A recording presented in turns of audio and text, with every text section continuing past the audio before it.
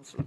I represent a coalition of U.S. NGOs, including International Defenders Council, the Federation of Indian American Christian Organizations of North America, the New York State Council of Churches, and more. And I speak as a journalist who experienced transnational repression when RAW, India's external intelligence agency, targeted me in 2021. Understanding representation of India's religious minorities in the media requires knowing what India's media won't tell you about how they're treated.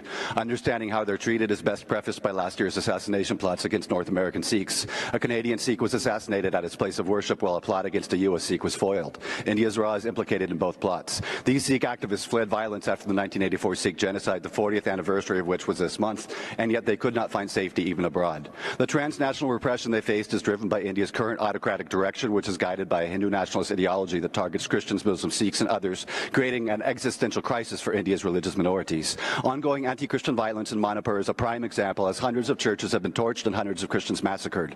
Throughout India, mosques and churches are invaded or demolished, mobs lynch minorities, homes and businesses of minorities who criticize the regime are bulldozed, anti-conversion laws criminalize the act of changing religions, and public calls for genocide of Indian Christians and Muslims made by speakers linked to the ruling party are now commonplace. The Indian government's embrace of majoritarian rule is pushing religious minorities to the brink. Prime Minister Narendra Modi exemplified that this year by crossing the church-state boundary and assuming the role of a priest to inaugurate a temple built on the ruins of a mosque which was demolished by a Hindu nationalist mob. Ensuring representation of India's religious minorities in any space, in fact even its existence at all, is not only an urgent issue but has now, as seen with these assassination plots, become a global issue. So we ask the Special Rapporteur on Minority Issues to conduct a country visit to India. Thank you.